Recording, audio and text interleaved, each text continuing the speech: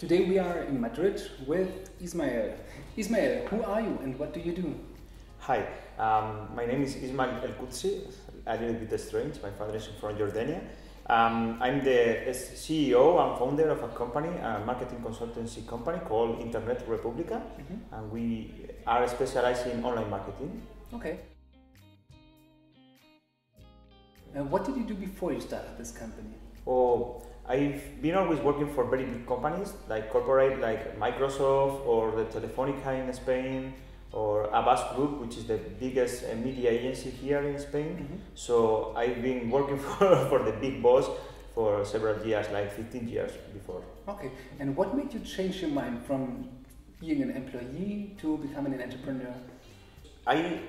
I've been spending a lot of time doing PPTs, and what I want to do is, going to the action. I was like a little bit tired of working in Excel files, PPTs, projections, things like that, and nothing happened. So the good thing of a very big company is that you always have a big car, a big salary, but there was something inside of my heart that was telling me that you have to create your own path, and that's what I wanted to do.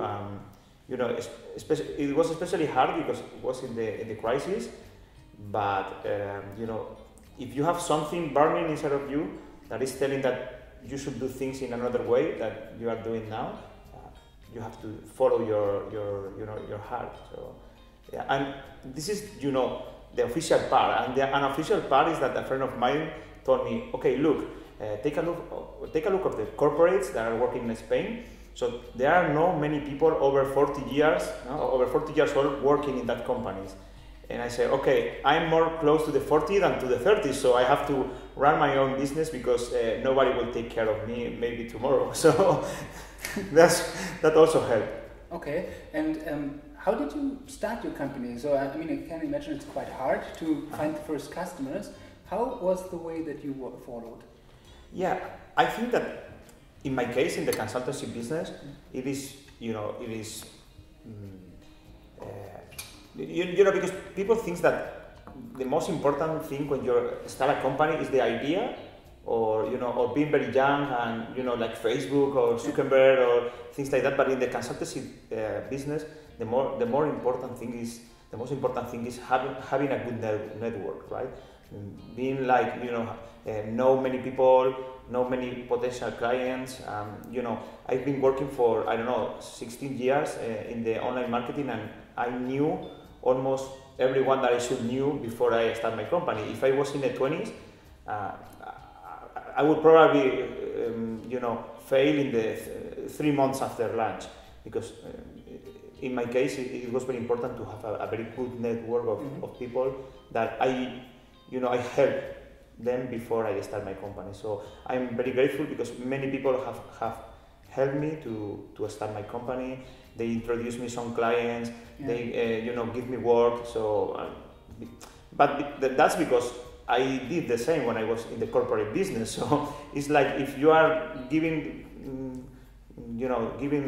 work and trying to be nice with the people, they will also help you. So the transition phase was very funny for you. When you directly that you got your first client, can you tell us a little bit more about that? Yeah, my first client, it was okay.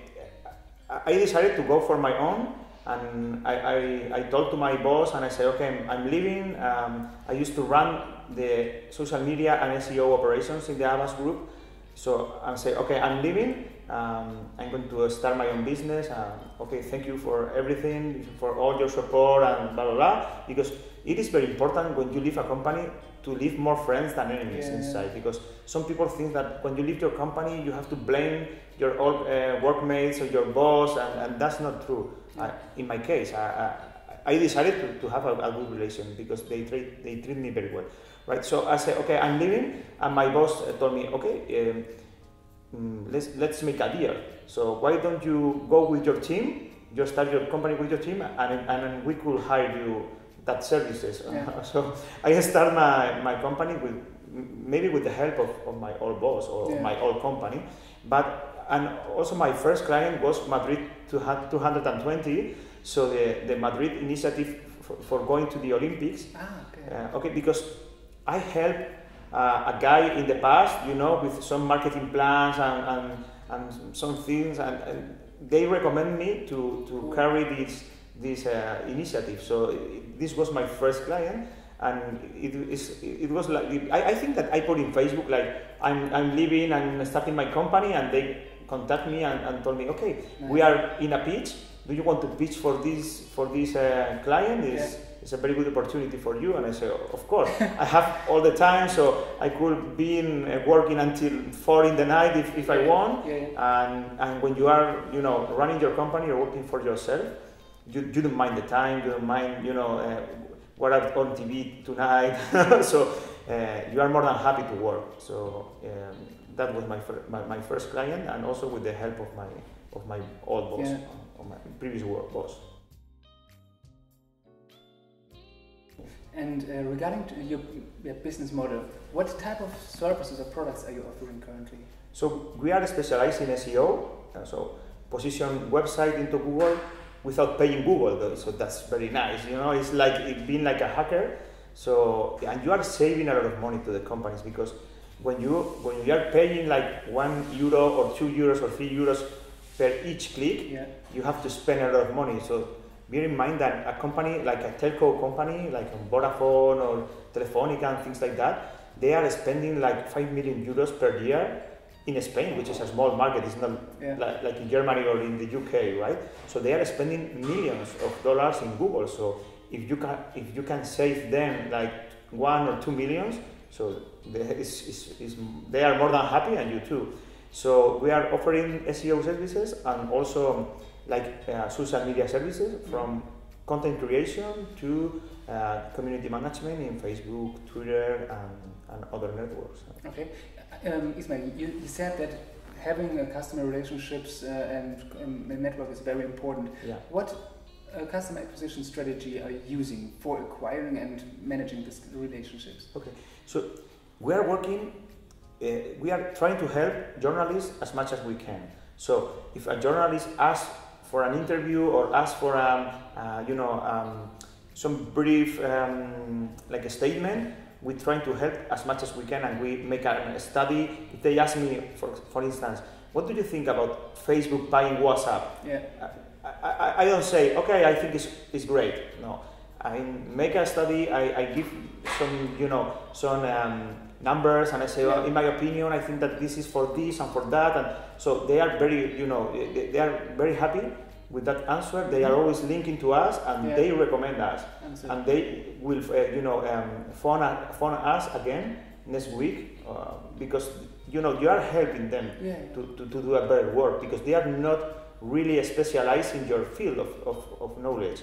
So if you are in the IT field, like is my case, so it is very important to translate this knowledge into knowledge that my mother could understand. So that's why we are trying to help journalists.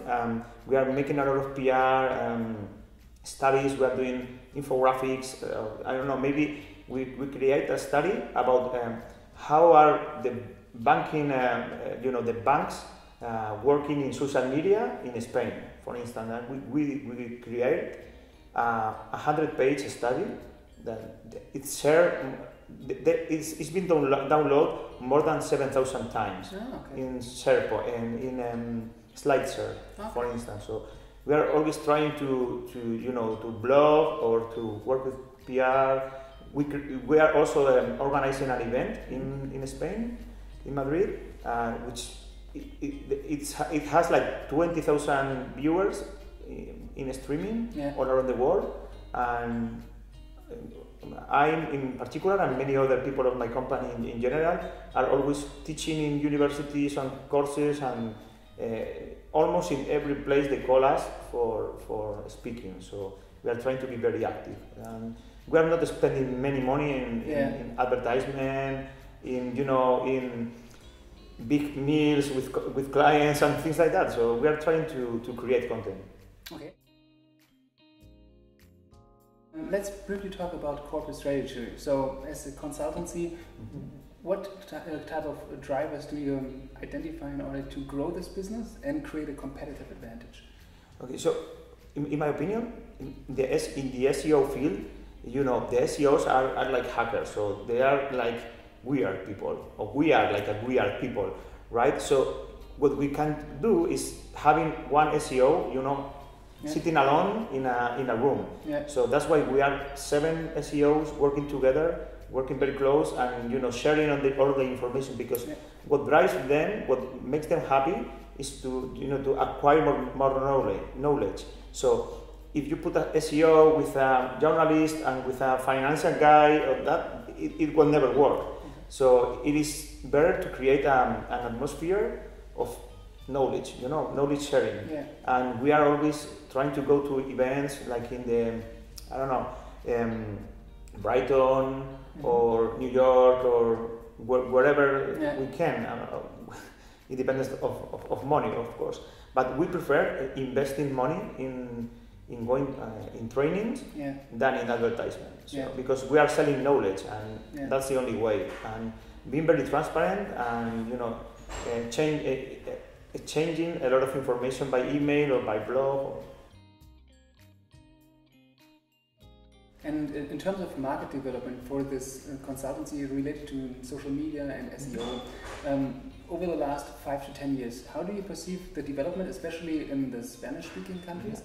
And what would be your estimate whether the demand for such kind of consultancy will maybe increase over time? And what is your point on that? Okay, I think that everything related to visibility, it will grow, because now, you know, everything related to have more visibility in search engines or in social networks have to work to grow, and especially in the mobile field, because not many people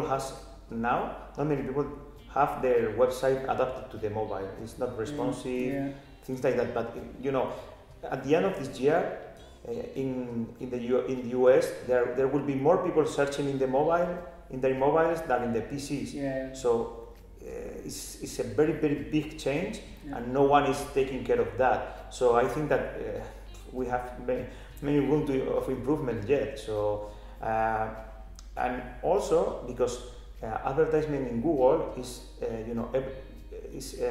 becoming very, very expensive, and not many people could spend like €1 million on that, right? So I think that the future in Spain and even more in the Latin American countries is very, you know, is promising, I hope. And do you think the corporates will maybe do this in-house, or will they more hire external experts like you? Both. Nowadays there are both types of companies. So, but the problem is that if you are in a very big company and you just have one SEO, it's nothing, because you have to make a lot of things. So they always look for external advice, or because at the end we have like 7 guys working day by day in many sectors with many clients, so they have more knowledge than a person who is standing alone in one project. So I think we are not fear of people going internalizing that functions. I'm not fear of that, because I think that you always will need external help, like in every field or in every business. Okay. Ismael, we from Entrepreneurial Insights want always to share some lessons learned from entrepreneurs like you with our audience. And you have a lot of experience with this matchmaking, building relationships, etc. What advice can you give people who are interested in entrepreneurship in building relationships that they can monetize later on? Yeah, it's very important. It's a long run. So many people think that, you know, in 2 months, assisting to, you know, 3 events, you have a network, and that's not a network. For me, a contact is not someone who you have in Facebook. That's not a contact. A contact for me is someone who will phone you back in less than 2 hours, right? It's like, that's a friend. It's not a Facebook friend, but it's a friend, it's a contact. So it is very important to cultivate that along the years, and not just the month before you start your company, right?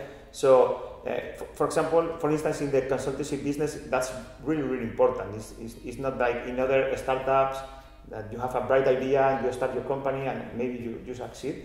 For the consultancy, it is very important to doing that. And in my case, I used to attend a lot of events. I used to try to help a lot of people. And my objective in every event I assist is at least knowing 5 new people in every event, right? Yeah. It's like giving card when the card when we use cards, giving business cards and trying to listen more than speaking to the other guys. So yeah. What are you doing? Why? I don't know. I don't know. I think that's the only secret of being a good networker. So more listening than speaking, right? So I understood. So then you know this new 5 people, and how do you maintain or strengthen this relationship afterwards? In my case, it was because I used to blog a lot of. I used to be very active in blogging, yeah. And now in Twitter. So yeah, I used to answer almost every people that tweet me or comment on my blog or in my Facebook or wherever. And I also I used to spend a lot of time reading other blogs or commenting in other blogs. It's like, you know, giving and take. It's like you have to read a lot, comment in other places, and trying to create virtual relationships. Mm-hmm. But you know, virtual relationships also could help. Yeah. So because you can know people who is not in your country, even in your city or whatever.